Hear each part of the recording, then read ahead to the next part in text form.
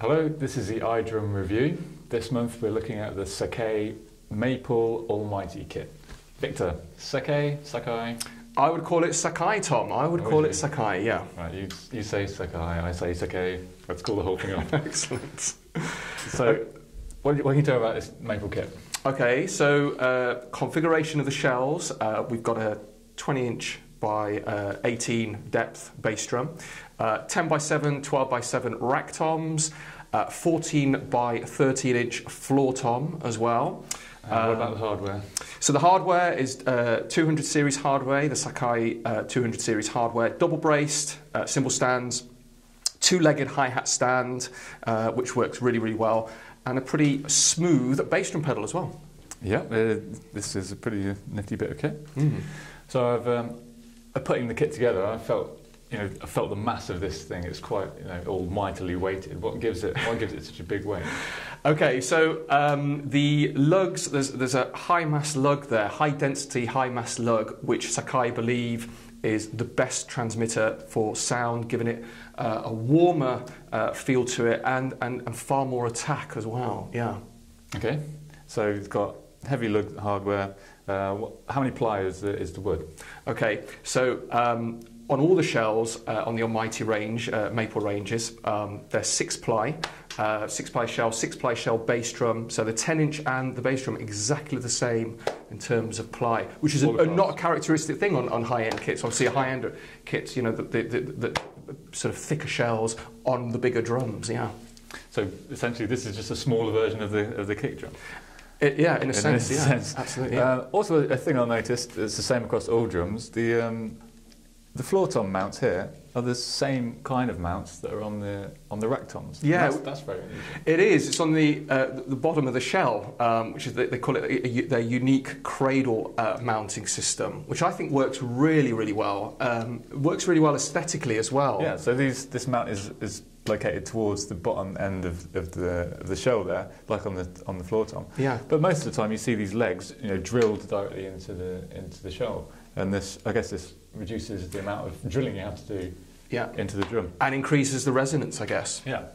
Although unlike the bass drum, which is drilled, and most high-end kits you'd see probably undrilled bass drum. Yeah. I mean, this particular range of kit comes as standard with a drilled bass drum, which is sort of quite old school, I guess, isn't it? It's going back to kind of high-end 70s and 80s kits. Yeah.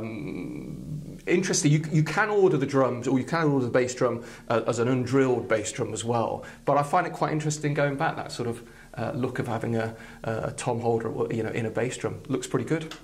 Okay, speaking of the looks of it, what's this colour? Okay, so this is the amber fade finish. All of their finishes are lacquered finishes, so they don't do anything in a wrap finish. Very highly glossed finish. Looks really, really cool. It does look really nice. Yeah, it does. It's shiny. It's very shiny. Yeah, and lots of metal. And high mats. So it's just the shell pack we're looking at today. This snare we brought along ourselves. That's it. Yeah. So is there anything else we need to talk about, or should we have a crack and see what it sounds like? I think give it a go, and we, hopefully talk a bit about the sound at the end of it. I know we've had a quite interesting sort of. It's been quite interesting tuning it, Yeah. So yeah, just give it a go. Let's have a look. So we've gone for a medium to high tuning first time round. Yeah, definitely. We'll have a look at it. Let's have a go. Yeah, let's give it a go.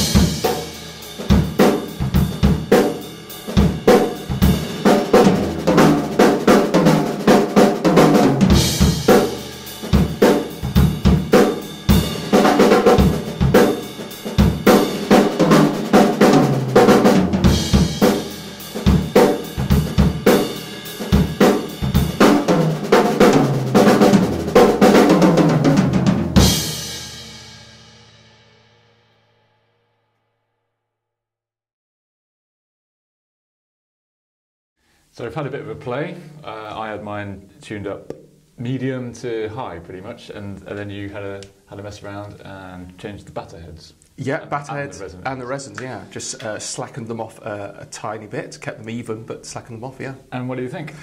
Great, sounded great. Listening to you playing on them, big sound in the room, but warm as well. Really warm sound. Yeah, nice. I really enjoyed playing it as well. Yeah, definitely. So lots of power, but quite warm and controlled as well. That's exactly what I felt.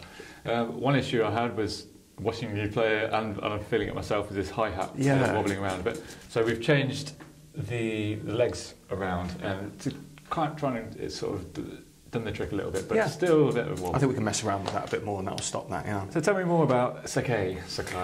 Okay, so Sakai have been making drums for a reputable drum company for about 40 years. And now they've obviously gone on there by themselves as a brand. They've taken some.